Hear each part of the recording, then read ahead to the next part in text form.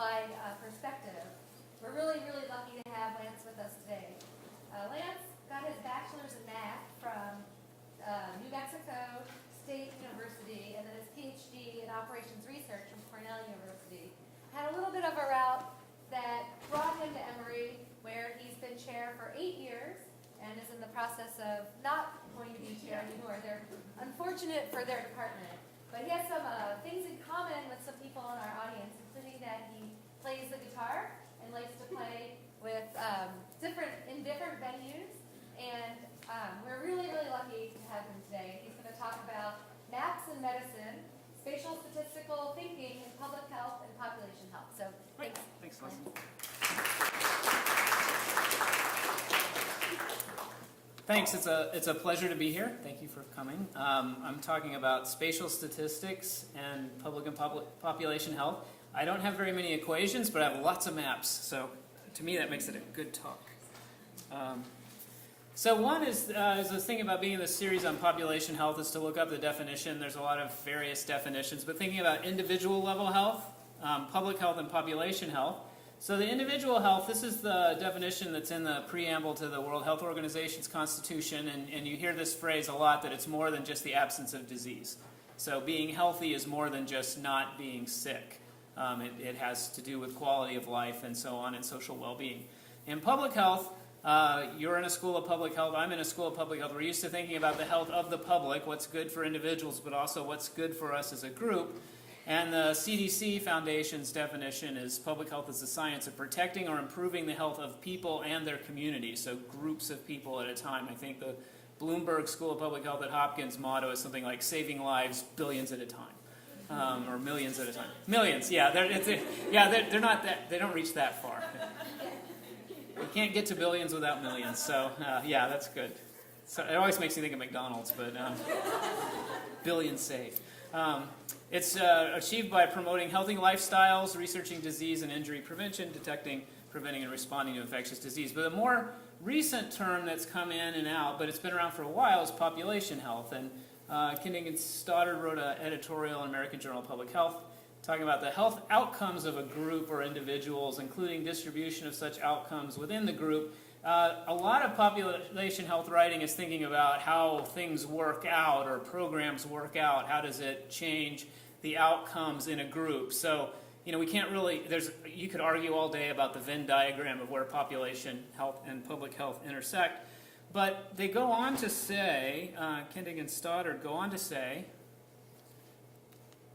that these populations are often geographic regions, and I would highlight that and put italics. They didn't have that in the real one, but where something happens can be helpful. Such as nations or communities, we can think of neighborhoods, we can think of census tracts, we can think of states, we can think of countries. But they may also be other groups, such as employees, ethnic groups, disabled persons, or prisoners. Such populations are of relevance to policymakers because you are defining things for the groups for whom you hope it will be most helpful. So if you identify where the outcomes are lacking, you can try to address that. So one of the questions about spatial statistics and the role of maps is, what if our assessments of health vary geographically? Like it's working well here and not well there. What if an individual or the public or a population's health is better or worse here in this part of the city or the state or the country versus there? If we want to do that, then we're going to need a map. And all great adventures begin with, I have in my possession a map. Now, I was sure that was from some single story, whether it was Treasure Island or whatever, but it turns out there's a lot of them. So this is the King Kong map for Skull Island when Peter Jackson remade it. And it's got the island in the middle, and it's got fog, fog, fog, fog. And then it's got this stain here that if they just turned it sideways, they would have seen that it was Kong's face, and they would have saved all that trouble. And if you're doing like a 6-year-old's birthday party and you want to have a map like this, just get a paper bag at the grocery store and then burn the edges, and you can do that. So, just saying, personal experience. Okay, so maps tell stories. This is the map of Treasure Island that Robert Louis Stevenson drew to set the stage. And if you don't know where things happen, your story's not going to flow. So Robert Louis Stevenson did that.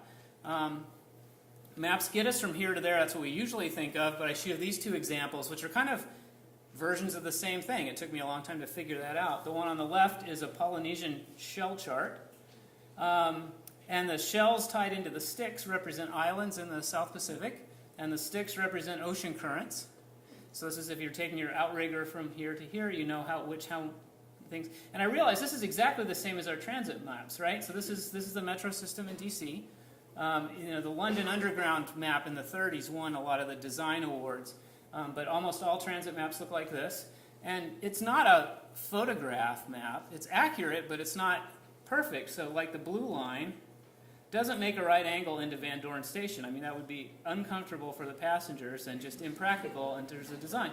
And the Potomac River is not a straight line, but this map tells you everything you need to know to get around the metro system, right? It tells you which order things happen, where you can get on the yellow line and when you need to switch to the red line and so on. And that's exactly what this is. You can't lay this map down on Google Earth in the South Pacific and have it line up perfectly, because the length is how long you should be in that current, not the distance. So it's going to depend on how strong the current is and so on. I think the other cool thing about pressing the wrong button is this map is it's tactile. You could read it in the dark, right? You could just feel it and know how long. So anyway, I'd love to have one of those in my office, and I don't. Okay, maps summarize what we know. This is a version of Ptolemy's map of geography of the world. So it showed that the Greeks did not think the world was flat. Here's the equator. We've got Africa here and the Nile River, which looks surprisingly accurate up to the point, and then these sort of three stylized and giant source of Nile things. And you see this in a lot of colonial maps. Africa connects to Asia, which turned out not to be accurate. But you can see the Mediterranean Sea. Here's Italy and Sicily, and you can see where the wind comes from and all that. So this was a summary of what they knew about the world. And we also mapped the things we hope are there. This is a map of the Northwest Passage. So this is Alaska, which was not known very well. So you can see this is the eastern part of Asia. You can see Kamchatka there for all the Risk fans. So there are a couple of you there. Thanks for coming.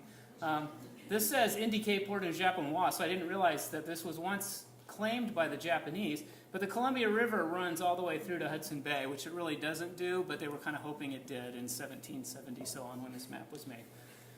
When we consider the heavens, I show these two. These are star maps. This is a European one. We've got Ursa Major, the Big Bear, with the Big Dipper here. And this is a map from China, which also has the Big Dipper, so I think that's kind of cool. It's sort of human nature to look at a bunch of dots and then organize them in a way so you don't have to remember where they all are, but how they relate to each other.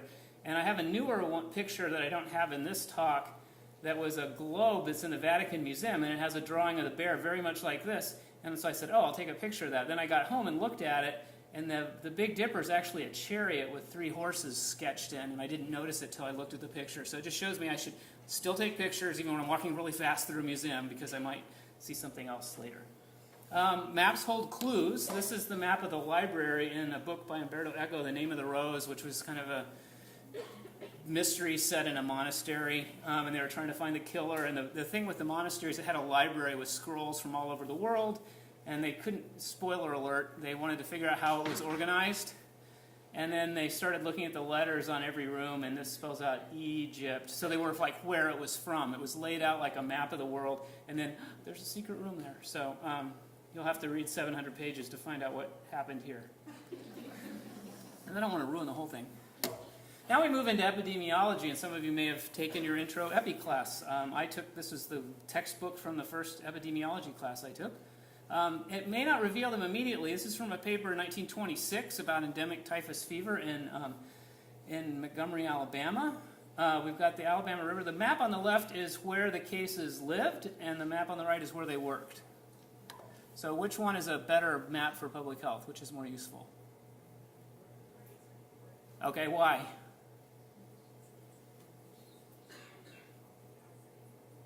Well, I hear a lot of thoughtful mumbling, but why on the right?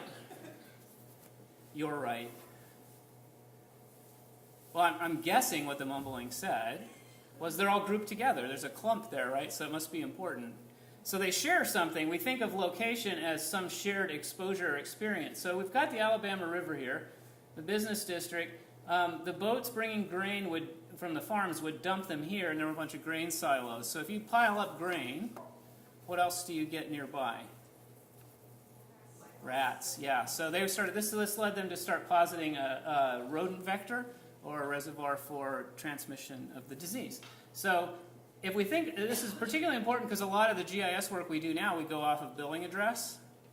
And so that's where you live, or it's where your parents live, or where whoever pays your bill lives. So it's a good billing address if the bill gets paid.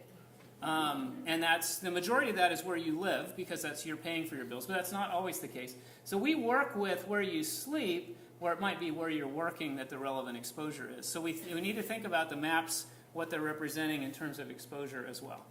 So you may need to make adjustments to your map. This is from the Andromeda strain, which Michael Crichton, who went on to write, he produced ER and he wrote Jurassic Park and all that.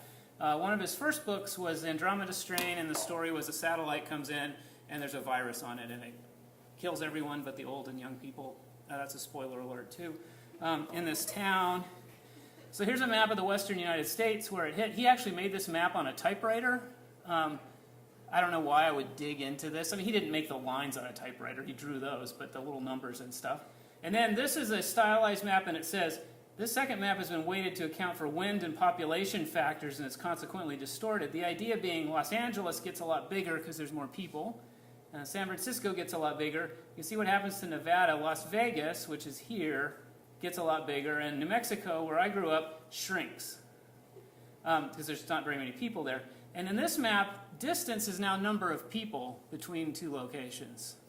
So this was trying to say that if you drew circles, it would show the impact of people over time as opposed to distance. And there's some adjustment for wind here, but I don't know what it was because he did it with a ruler and a typewriter. So I include this too because I wrote to the publisher to get permission to use this figure in my dissertation, and I got permission like 3 months after I defended. So I can't find the permission anymore, but I figure if I put it in PowerPoint and cite it, I can still live the dream. This is another version of the distorted maps that help. You see election maps a lot where they shrink the states, the areas proportional to the number of electoral votes. So again, New Mexico gets no respect. It has 2 votes, and it gets really small. And I will say New Mexico State, where I went to, was in their first bowl game in 57 years and won this year. And so in my once-in-a-lifetime event, and there's a line in the fight song about when we win this game, we'll buy a keg of booze and drink it to the Aggies till we wobble in our shoes. So it's also the only fight song that says, we'll win this game or we'll know the reason why, which is usually that the other team scored much more than we did.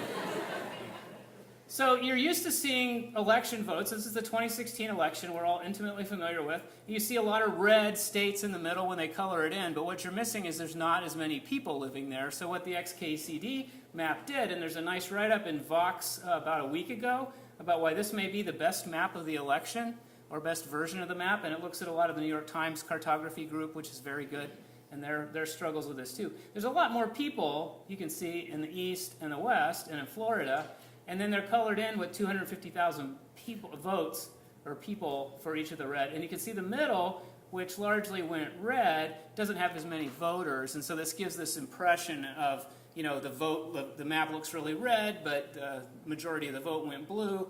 And you may also remember the AT&T Verizon ad where Verizon said, here's our coverage map. Look, AT&T doesn't show all these people. And AT&T kept saying, well, but there's more people in ours. There's more people in ours. But you can't get the map out of your head. So we're all familiar with the election ones, and I encourage you to look at this one. I don't know what the mouse over text for this was. But.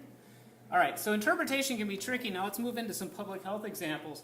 This is a map by Valentine Seaman, which is a great name. 1798, that's 50 plus years before John Snow. So this is a yellow fever map in New York City. It showed concentration of cases in certain areas along the docks, and there were also a lot of mosquitoes. I think that's what these little blobs of X's are, and then you can see a couple of cases marked here.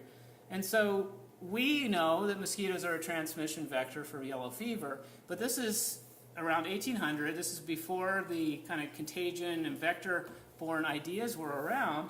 And so Seaman's conclusion on looking at this is circumstances favoring the rise of putrid miasmata, or miasma, bad air, equally favor the generation of the insects. So he said, look at all the mosquitoes here. The air is so bad there's mosquitoes and yellow fever. And so the yellow fever must be caused by the air, which is so bad it causes the mosquitoes too. So the whole the mindset was there. And I have a lot of gray hair now, so I like reading these old papers, talking about even older papers. But this is a really nice one. It's not as interesting as Jon Snow's cholera map, which of course I will get to in a minute. I know those of you who are waiting. And it's not the Game of Thrones Jon Snow. It's the other one, the less well-known one now, I guess.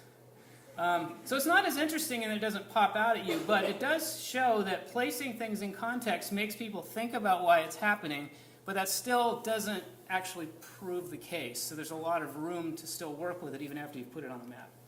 So no review of public health maps would be complete without our visit to Victorian London. So we've got the gas lights and the scary kind of Mr. Hyde type guy here. Dun, dun, dun. Charles Darwin was doing his work around this time. Karl Marx was writing the Communist Manifesto in the British Library around the time. Charles Dickens was writing about the vast disparities, Tale of Two Cities. It's not clear that London can kind of support itself at this time. It's gotten very large, lots of people, lots of sewage. It can't kind of manage itself the way a smaller city does. Arthur Conan Doyle's just a little bit later than this, but let's put Sherlock Holmes in this too. Robert Louis Stevenson was, consumption started here, but we have Treasure Island and maps. And then there's Jon Snow in the middle. But you also notice everybody took the same picture. Right? It's like the school photographer said, fluff your mutton chops and, straighten your waistcoat and sit by the table. Even Queen Victoria's photo is the same one. Google image search has really enhanced my research career. So I spent a whole day making this slide, and it goes in every talk for years. So the way the story goes is Jon Snow mapped the cholera cases around. Oh, good, the sound's on. And he looked at, I'd like to thank Carol Gotway Crawford for adding the sound effects to this during a short course and not telling me. And I copied the slide at random from previous talks, so sometimes it has the sound and sometimes it doesn't. So you're all lucky. I like the Monty Python animation. That took a long time. We made his eyes bigger. So Snow's remarkable, and if you've never read Snow's on cholera papers, it's brilliant. It sounds very modern, very consistent with epidemiologic thinking about potential confounding. He doesn't have the words that we use or the specific terms, but the ideas are all there. Tables are very clear. It's well worth your time. We have kind of condensed it into a fairy tale, though, that he made the map and, great Scott, it's the pump, and tears the pump, and then, people who were about to get sick aren't, and, it's like this. I went to visit England in 2005, and this was the tour guide thing. It said, in 1854, Londoners were dropping like flies, and Dr. Snow figured out the bacteria were carried by water. He turned it off, saved countless lives near the site of this pub. And it's like we've condensed it to 2 or 3 sentences. The real story is interesting and has a lot more committee meetings in it and is more like real public health that we're familiar with now.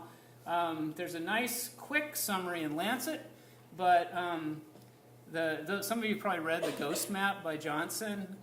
It's fun to read and kind of sets the stage. It draws a lot of its technical background from this book on cartographies of disease.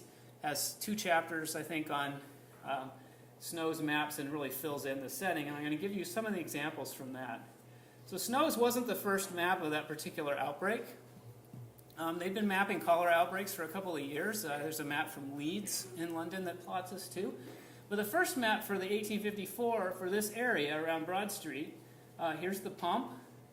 Edmund Cooper made this map for the Metropolitan Commissions of Sewers in September, and Snow's first map was in December. Snow made a couple of maps. The concern the public had was that the public sewers, had dug into a plague pit or a mass grave from plague victims that was about 200 years old, so 1655.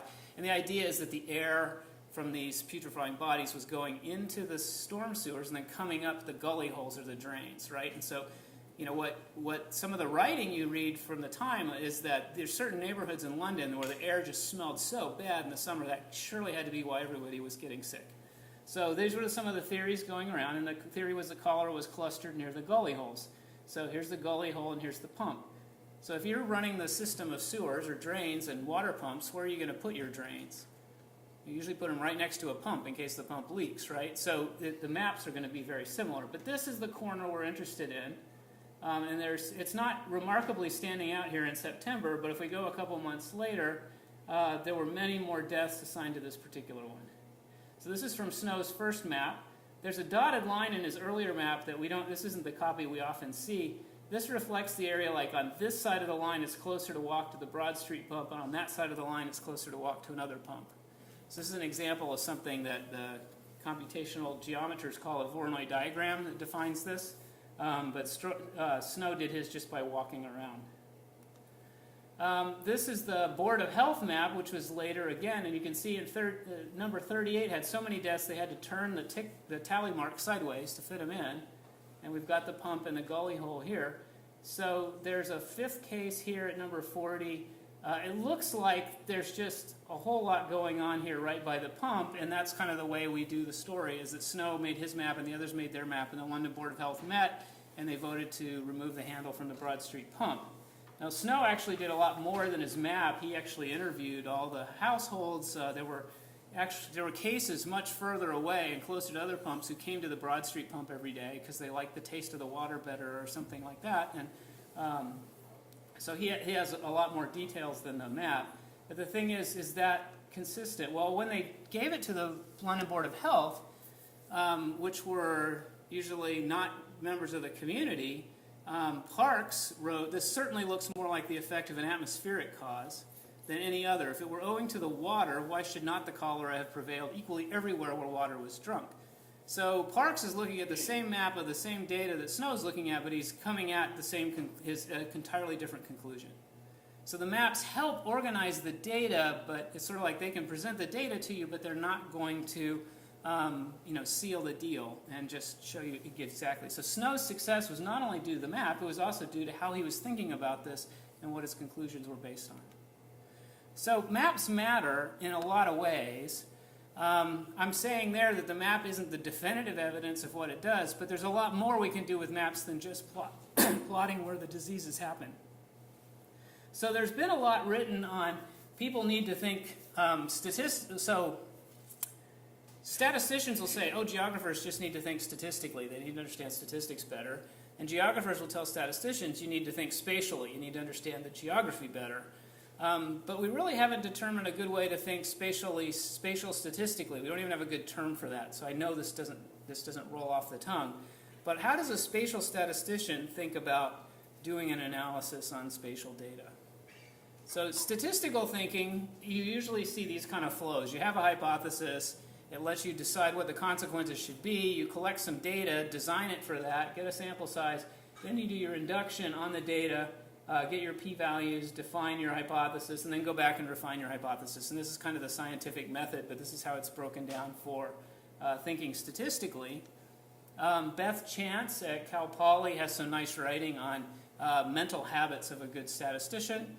I bold-faced the parts that kind of stand out. One is to think about meaningful and relevant data. You're trying to get the best data to answer the question you have. Constant reflection on the variables involved. Am I really collecting the right things, or am I only collecting what's available to me? Constant revision of each component. Try to do better than we did on the last analysis.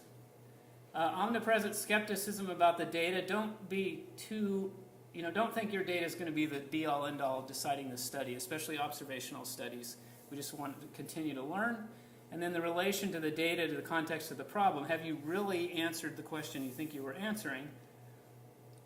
And that's that's some more recent writing about thinking statistically. Thinking spatially, several geographers and GIS people were on a National Research Council meeting, and their report talks about spatial thinking uses representations to help us remember, understand, reason, communicate about the properties and relations between objects represented in space, whether those objects themselves are inherently spatial or not. Excuse me. So an infectious disease might require you and I to be close together to transmit it.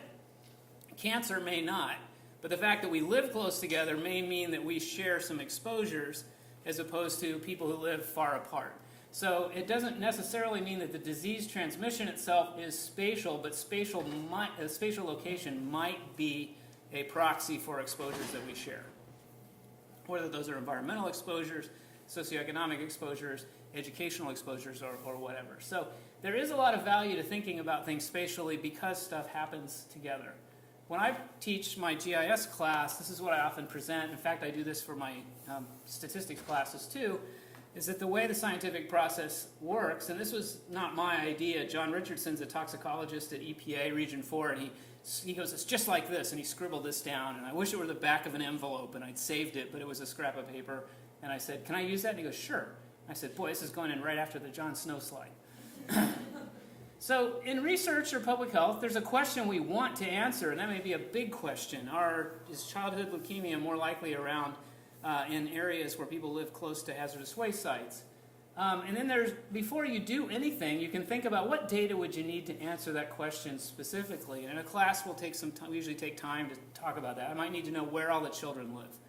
I might need to know, are they on well water, are they sitting at water? What is the hazardous waste site? What does it contain? You start listing all the specific stuff you want to get, and now some of that you can't get. I can't follow every child and see exactly what water they drank all day. So there's the data I can get, and that might be census data every 10 years, how many children are under the age of 10 living here? How close are they to a school? Is there a municipal water source in that community or not? Different data than I'm usually getting. And then I have some methods I can apply to those data, and then there's the questions I can answer with those data, and the important last step is how close was that to what I wanted to do? So I might be able to say there's a higher rate of childhood leukemia in families who live within, say, 3 miles of our hazardous waste sites containing this pollutant or that pollutant. That's not really telling me whether it caused it or not, but I've answered some question, and it's important to think about that. And then when I've presented this to introductory classes before, one question I often get is, well, how do you know when you're done? And I say, well, I've been doing this for 26 and a half years, and you're never done. That's a research career. The question is, what else do you need to know? Figure out if you can get it, try to get as much as you can, then refine your question, and just keep going and try to learn more than you did last time. So I think this is a helpful way of thinking about this both spatially and statistically. But if I want to think spatial statistically, how does thinking spatially help me understand my statistical analysis, and can maps tell us about statistics? I'm going to give you 4 examples, and these are generally areas in which we did the wrong thing first, and then kind of learned from our own mistakes. So I want to talk about spatial aspects of describing patterns. Thank you. Estimating associations, as in a regression or logistic regression. Assessing statistical performance, like a power study, and thinking about that spatially. And assessing model fit. And that sounds like a lot of information, but I'll go really fast. So Tobler's first law of geography is that everything's related to everything else, but things close together are more related than things far apart. So you are probably more like the person you're sitting next to than someone that might be far away from you. Moran's I is a statistic that's been around for a long time for measuring spatial correlation, and it's basically a correlation coefficient like Pearson's correlation, except instead of looking at correlation between x and y, it's correlation between what you're measuring here versus measuring the same thing over there. So instead of x and y, it's x at location I and x at location j. So you might see how spatially correlated is height in this room. Maybe you like to sit by people who are about as tall as you are. So there's giggling in the corner with 2 less tall than average individuals, right? So Moran's I is a very useful statistics. It's used a lot. I'm not as huge a fan of it because it takes my whole map and turns it into one number. And I think there's probably a lot of maps that'll give me the same number. So it's okay, but it doesn't tell me the whole thing. I don't believe there's a sufficient statistic for a map. That means that number contains all the information I need. I still want to see the map. We know a lot about this number, though. We know it's asymptotic distribution under a lot of different settings, like it's asymptotically normal most of the time, but not always. And does it contain everything in the map? And Michael Teufelsdorf did some nice work. I mean, not pretending this makes any sense, but what he has is a map of locations that are connected in different ways. Their neighbors are defined differently, and he gets 2 different distributions for that same statistic. I don't think either one of these looks like it's normal. They're not symmetric, and this one doesn't have any tails. So the idea, he said, was if I choose my neighbors differently, I get a different distribution. And most of those asymptotic normal results are saying, if you got more and more and more locations, and so my map got bigger and bigger and bigger and bigger, eventually it would look like it's normal. but I don't ever have a map that gets bigger and bigger and bigger. I want to know if the map of Philadelphia, my Moran's eye, is significant or not. Or I want to know for this neighborhood if it's significant or not. So to me, asymptotics, one, mathematically they're really weird in space. Either your space is getting a lot bigger, or your space stays the time and you fill in more and more observations. Those two things work differently, and it's not just like the sample size is getting bigger, it's bigger in different ways. So I always had a hard time figuring that out, so I said, okay, I don't like thinking about that. I just want my map. So I solved the problem by refusing to consider it, which, as a parent, I've seen that logic used before. Okay, so, but what Teufelsdorf was showing is that it does matter how things are associated. You can't just dismiss it with a wave of your hand. So the map matters. Estimation and inference, some of you are working on things like this. What if the association between your outcome and your covariates, like your dependent and your independent variable, is stronger in this part of the room than that part of the room? Usually we just put all the data together and we fit a regression line or we fit a logistic regression curve. But what if it's different in different places? So geographically weighted regression is a very nice descriptive way of doing this. I have a hard time getting p-values and inference and stuff for it. And another option is a more complicated spatially varying coefficient model, which is more of a hierarchical Bayesian model. It's like Poisson regression with correlated random effects. And so we decided to try both of these out to see what happened. They're not special cases of each other, but they're trying to solve the same problem. So I'm showing you the outcome of a study we worked on with data on violent crimes. And this is the city of Houston, Texas. These are census tracts. So this is the violent crime rate. Those of you who may be worried about a violent crime rate of 13 per person, legitimately that's probably a concern, right? Someone's not a victim of 13 murders. What's weird about it is we have a couple of census tracts with like fewer than 10 people living in them. So if you have an area like, let's say it's the beginning of a Law and Order episode, there's a bunch of warehouses, right? So nobody lives in that neighborhood, but people go there and crimes happen and gunshots go out. And so maybe 10 people die and only 8 people live there. It's not the people who live there that it's happening to. So applying epidemiology to crime data, you have to think about some other interpretations too, because it doesn't all happen where you live. We decided to leave those in because it didn't really change our answer, but some people always read the legend, and I get a lot of questions about it. So these are the patterns of violent crimes. So it's robbery, assault, rape, and murder. I've got two covariates. This is alcohol sales. It's actually the log of alcohol sales. You can see darker is where there are higher values. Alcohol sales are where it's licensed to be sold. These are illegal drug arrests, which are more concentrated. And then these were the low population counts, just marking which census tracts were the weird ones, because it's only a few numbers that are up there. And then we fit two models. This is the intercept for a Poisson regression. This is the slope for alcohol sales. This is the slope for illegal drug arrests. And you can see that we don't get the same association everywhere. The two methods are spatial, so there's some smoothness to it. This column on the right are my hierarchical Bayes ones, where I get interval estimates and posteriors. The general picture is kind of the same, higher here, and lower in the periphery. For the intercept, which are kind of this is the baseline, there's higher numbers of violent crimes here and here, not counting the covariate effects. With alcohol, there's a couple of concentrations where alcohol is more highly associated. And then in illegal drugs, now illegal drug arrests, we're using it kind of as a proxy of illegal drug use, but we also know that this isn't it's not a perfect picture of this. The police will conduct the arrest where they think things are happening, and it doesn't necessarily correspond to where things are really happening or where the police action is. Because there's a whole lot of layers to this, thinking about my whirling vortex of analysis. There's a higher association between illegal drug arrests and violent crime in the periphery, the suburbs of this. There's not actually a lot of arrests there.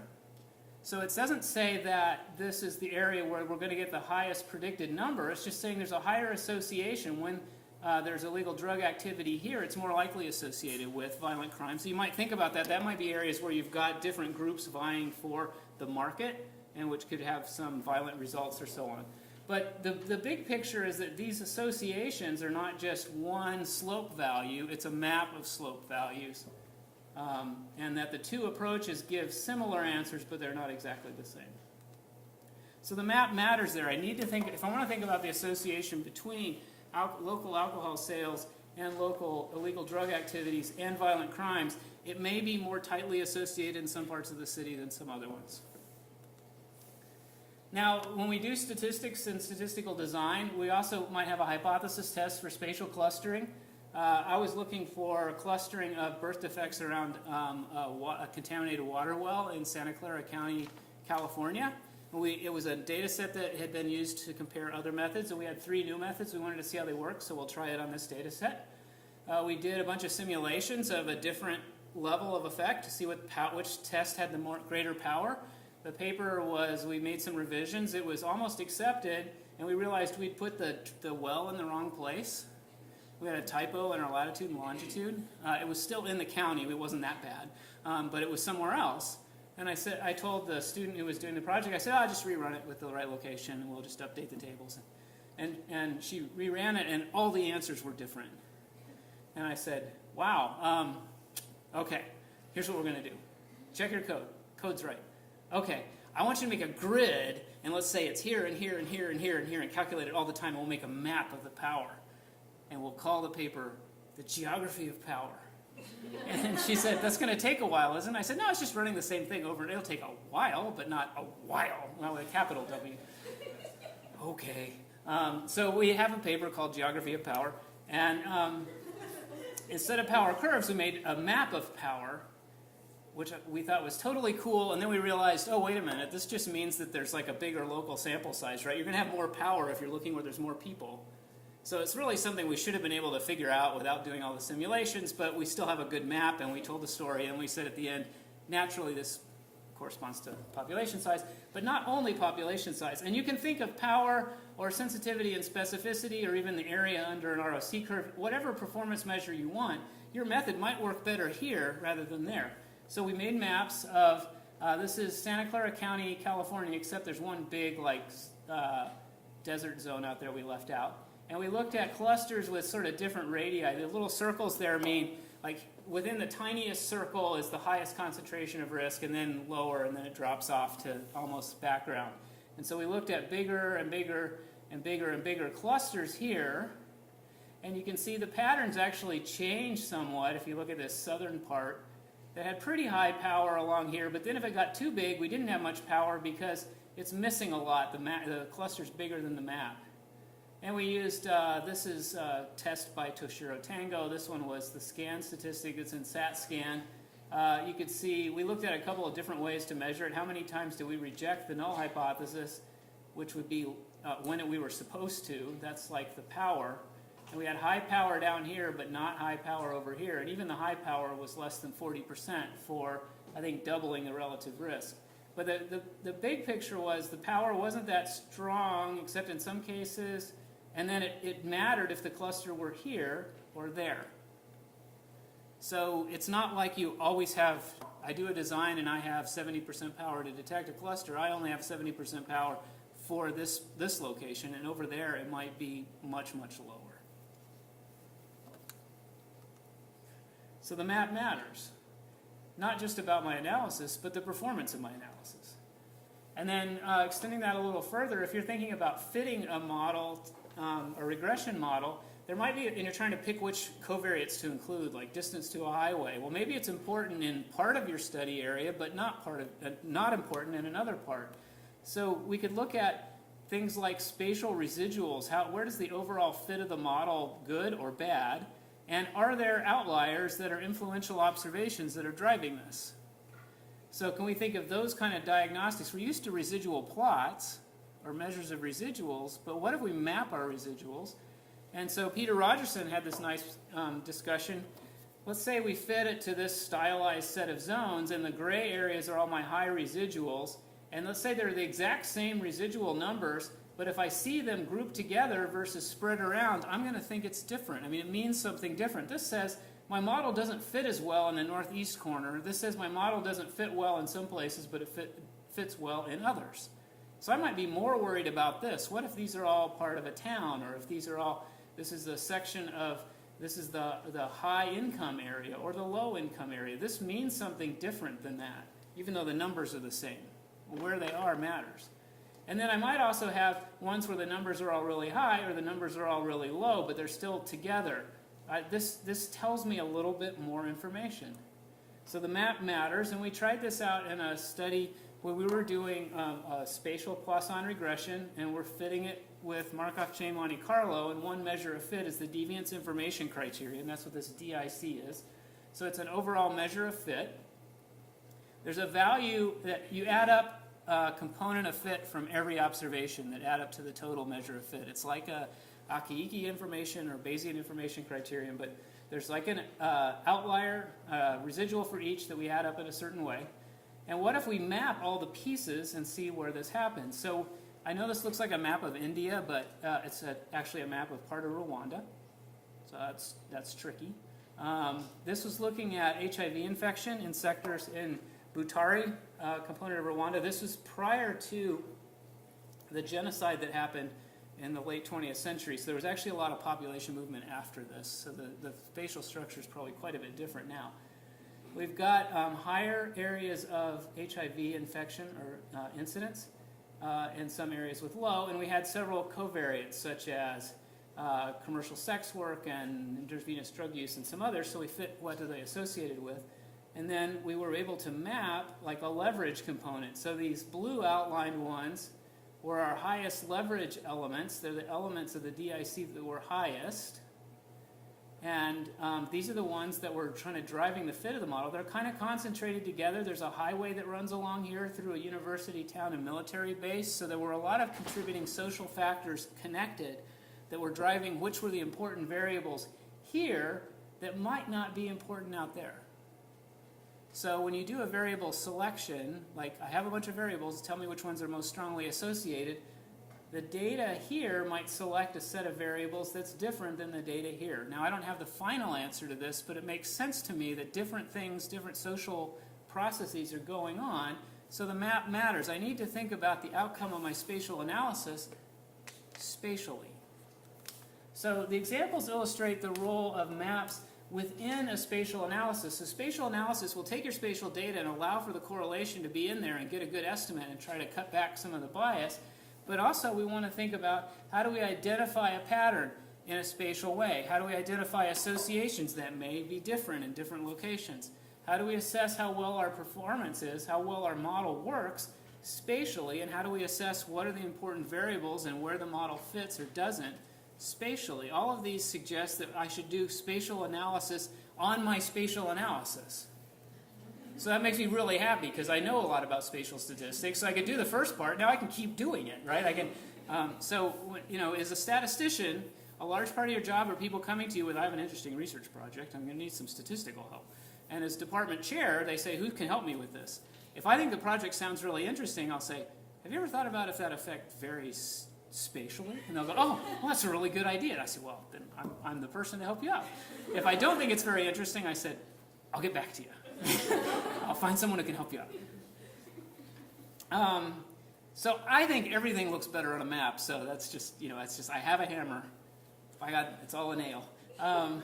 All of these suggest that our conclusions regarding individual health or individual risk factors, our public health, and our population health performance have geographic components if we learn to look for them and we have the tools to do so. So all great adventures should end, and all great adventures should include every paper you've ever written, right? So those are all, each a separate great adventure. You should end with, I have in my possession, should you say a number, I have in my possession a statistic, I have in my possession a p-value, I have in my possession an eigenvector, and that really throws everybody off. No, you should say all great adventures should end with, I have in my possession a map. Your conclusion should be framed in the form of a map as well. And there, I will lead with a quote with, so I have, as a map nerd, I have a lot of maps, but I also have a lot of books about maps, and books about maps. Fra Mauro drew a mappamundi, or a map of the world in medieval times, but he couldn't travel everywhere, so people would come visit him in Italy and tell him what they saw. And so he's got this fantastic map, and you should look at it on Wikipedia. First of all, south is up and north is down. But it's beautiful. But he has this, I speculate map makers are entitled to do so since they readily acknowledge they are rarely in possession of all the facts. They're always dealing with secondary counts, the tag tens of impressions, and theirs is an uncertain science. I think we should take that to heart. It's uncertain doesn't mean you're giving up. But uncertain means you recognize that you don't know everything and then you do the best with what you have. Any questions? Thanks.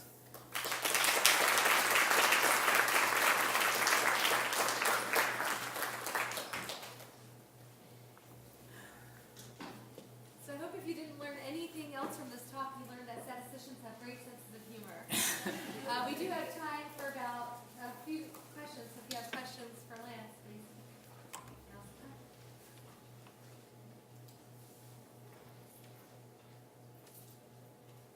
Yeah. So thank you so much for the great presentation. I think one of the things that I see people grappling with a lot and that kind of comes into play is kind of how we're dealing with both space and time, right? And the ways that those two things can be intertwined and dynamic and then expressed either visually or statistically. I guess it's not a question, but there's a hope or a comment for you. Yeah, so this has changed a lot over my career. So early on, if you had space-time data, you either had a lot of space and not much time. You had like a detailed map for 3 years. Or you had a lot of detailed time data for not many, you had like 3 pollution monitors with hourly measurements. Now you have a lot of both, or you have combinations of those. So, time is not just one more dimension because it has this direction of the way things go, and that is important for public health in terms of causality, but also interventions. If I do this now, what happens afterwards? So there are a lot of spatiotemporal methods. Some of the stuff we did early on was I wanted to stay in the spatial world, so I had a spatial problem where the spatial correlation changed over time. There are also the time series version of that where you have temporal correlations that change over space that are correlated. But I think there's been more trying to development of types of problems and then what are the probabilistic ways of expressing the data that come from that. So there are things about climate models are in space and time, and it depends on what happened before here and nearby. The data processing and informatics involved with space-time data is complicated, so there have been newer breakthroughs with that. The visualization is really an interesting idea. I tend to like animations, showing how it evolves over time, but how do you show that all together? One of my students now is looking at some space-time point data. It's actually from WikiLeaks, which is not the creepy part of it, I don't know. It's from Iraq. It's data where there's an IED, an improvised explosive device goes off, and then the other locations they have are where citizen reports of terrorist-type activity happen. And you want to know if a local event happens, does it increase the number of reports? Are people more likely to inform on somebody? So we've got this kind of aquarium picture of time and looking at these things happening in space and trying to figure out if they become more densely packed. So sometimes I can treat time like just another dimension for pooling data, and sometimes I have to have the direction. So I don't have an answer. I think there are a lot of good problems in there, so that's actually a good area to work. I think going back to the whirling vortex, I tend to come back to what question are we trying to answer, what data do I have, and then what can I do with that? So that's why my initial setup of if I had a lot of spatial data, I do a spatial model and adjust it by time. If I had a lot of time data, I do a time model and adjust it by space. But trying to figure out how to answer that when you have a lot of both of them is something I think the community is still figuring out. And the community is a large one. So there's statisticians, there's epidemiologists, there's public health people, there's environmental health people, there's political science people, there's criminologists, and they don't talk to each other. So someone will develop a little method to do this kind of problem in one area of literature that could be applicable here. And so, I try to read a lot, and my contribution is telling people, you should look at this paper and this paper and this paper. Maybe we can figure out how to make it work together. And I don't have to start with the hard part. And I get to read all the fun papers. But so I do think there's a lot of scholarship of integration that could benefit here, because most of the papers that are written come out of somebody, I have a data set and let me see what I can do with it. And they're not always connected to the other tools. So I had a couple of soapboxes in there, but space-time data is really a great direction to go, and it's organized in a much more workable way than it used to be. So, yeah, other questions? Yes? I have a question about how you are integrating spatial statistics into mainstream statistics. Just because spatial statistics make a lot of assumptions about the data that's being collected. Right. I thought your discussion on geography of power was a really good one, about how we assume that the power is consistent across all geographic units, but that's not true. Right. And this comes up with a lot of different other assumptions around statistics. But there is very few people who even have the skills to do that, even much less so pick up on that reality. How are you doing this as part of your work, integrating, making spatial statistics as part of your normal day-to-day toolkit? Yeah, so that's a really good question. So how does spatial statistics fit into the bigger field of statistics with its assumptions? So a lot of statistics, the statistical methods are developed. Independence is a really important thing in statistics, right? Because it means I see an observation, I see an independent observation. They both have added value that I can put together. If they're correlated, this measurement's high and that measurement's high. I don't know if they're high because it's always high, or they were high because they're correlated and they just can't move very far from that. So the biggest assumption spatial statistics often backs off on is it says, well, it's not independent, but I'm correlated, and I'm more correlated to things close to me than further away. So that was a lot of the initial development of spatial statistics, was breaking the first rule of independence, but breaking it in such a way that maybe I can estimate how correlated they are, and then I can use that. So it was okay to break the rule as long as I could come up with a new rule.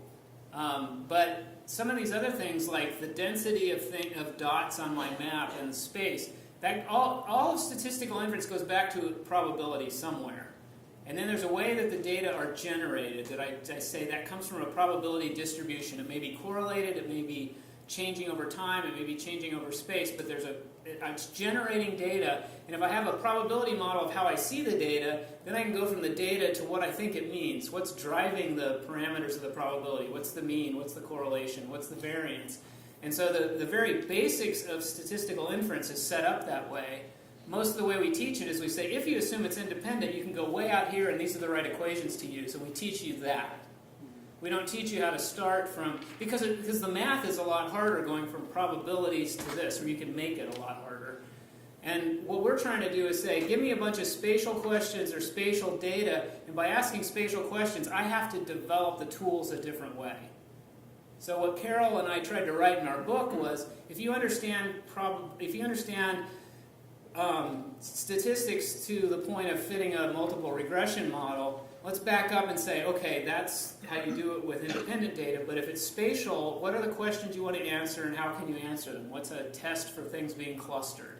If I want to fit a regression model where they're not independent but there's spatial correlation, what does it look like? And we tried to adjust it that way. So a lot of spatial statistics was sort of undoing and redoing stuff. But we've recently been talking to a lot of people that there is a kind of collective view of ideas in spatial statistics that are important about how things change from here to there. And so I think it's moving from, so first you were solving individual problems like forests, like trees in a forest, right? But not understanding it as a collective set of solutions. Now we've got groves in there where these kind of problems can be solved this way and these kind of problems can solve that way. And I think recently those have become big, there's bigger kind of fundamental ideas. So you could think of spatial statistics more generally. But it's difficult to teach an introductory class without going back to, you did it this way without space, now you have to do it this way with space. And if students are only remembering that, they don't walk away with any intuition for it. So it's important to talk about where it's coming from. So we try to do that. I think one of the reasons our book is a little different from other ones, we weren't trying to write the hardest book, as of today. We were trying to go back, like, how do you get into this stuff? And so we've gotten a lot of good feedback. The book's been out for 14 years, and it's time we should do another edition. But that takes time. So it's easier to put together a bunch of pictures of Jon Snow and say, yeah, space is important, than it is to sit down and write it. But it's a good question. I think it's good. There are people thinking about that, and there's some people writing some interesting stuff about that, both in geography and in statistics and biostatistics. So it'll be fun to kind of watch it come together. But that's the way I try to think about it, is go back to where you think the data came from and just try to remind people what you're trying to do. Because without any intuition, you can only solve the last problem. You can't solve the next one. Yeah, Lonnie? So, my one question for you is, what are your thoughts on, obviously we are now in this era of big data, and we're collecting tons and tons of information, a lot of that's, geographic areas, but that data is not collected for necessarily population health, public health, Right. but we're using it for that. So how do you use information that is geographically referenced? It may not necessarily represent a specific region, say, you have that information, but how do you go from those very specific pieces of information to extrapolating and then being able to use that information for something good for population health? Yeah. That's an excellent question. Thank you. Yeah, thanks. Well done. Good night. It occurred to me not that long ago that the GIS spatial communities kind of dealt with some of these big data questions earlier than the big data group. That doesn't mean they solved them. So in GIS, we were always happy to put together data from other sources. And that bothered people for a bit, but now we're pulling stuff from electronic medical records and Twitter and Facebook and stuff like that. I don't necessarily think Twitter is like the best source of data, but it's there, so people use it, and I don't think it's got no signal. That's a double negative. I think it has some signal in it, but it's very noisy, and it's just not. I would prefer better data. But trying to figure out what to do with it is really the data science problem. I think data science falls in the middle between statistical analysis. It's very formal and structured, and machine learning, which is a set of algorithms to do stuff. And I think it does stuff. It'll find things that are different than the standard. But I don't think there's a lot of discipline, per se, of what that standard is. And in statistics and epidemiology, we have a lot of kind of null models that we're trying to compare things to, an absence of excess risk, or looks like excess risk. And there, we're just seeing if the risk is different, but not thinking about how the possible confounding could happen. So there needs to be a lot of collaboration between the two to sort of further refine the kind of questions you're interested in, the mistakes you can make from the data that are available, and what big data really means. So, there's a joke about twin children, and one's a pessimist and one's an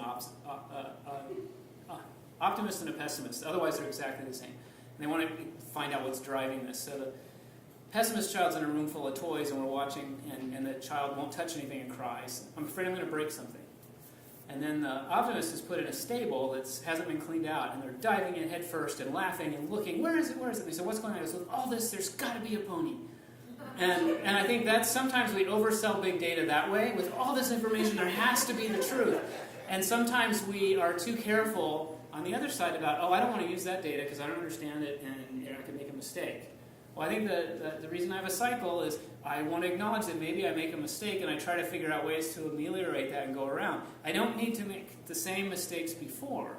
So we can learn a lot from, like gene expression arrays. There were design mistakes. It's really cool stuff, but then we figured out it didn't have everything we wanted in it, and what else could we do?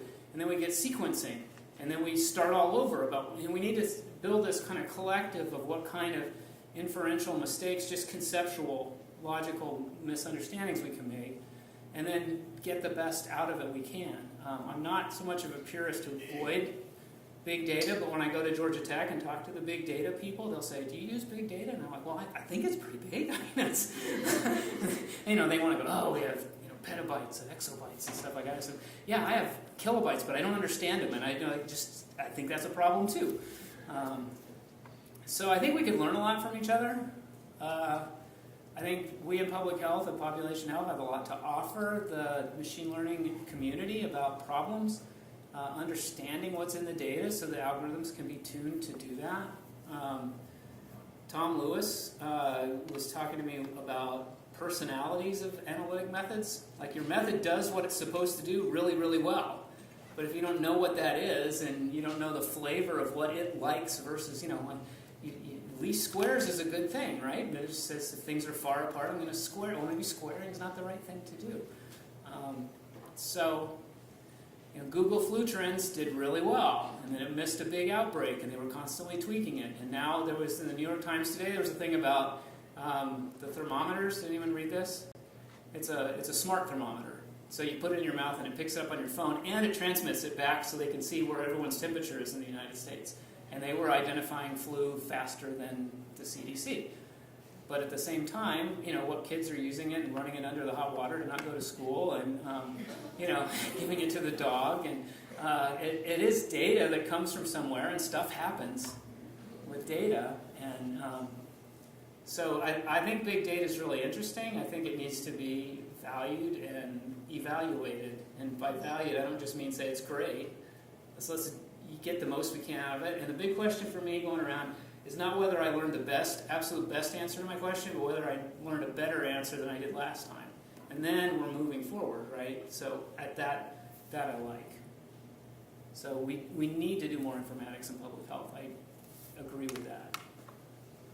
That sounds like a good place to stop. So let's thank Lance for a great talk. So NASA made these maps of the moon prior to the Apollo mission. I use this in the GIS class because it's a good example of why you should use different colors, not just shades. So the different colors are different ages of rock. And you can always do like a Pink Floyd Dark Side of the Moon thing with this too, but it looks like a Jackson Pollock painting. But there's 3 or 4 of these. If you put NASA colorful moon in Google or something, you'll find it. Yeah. Thank you again.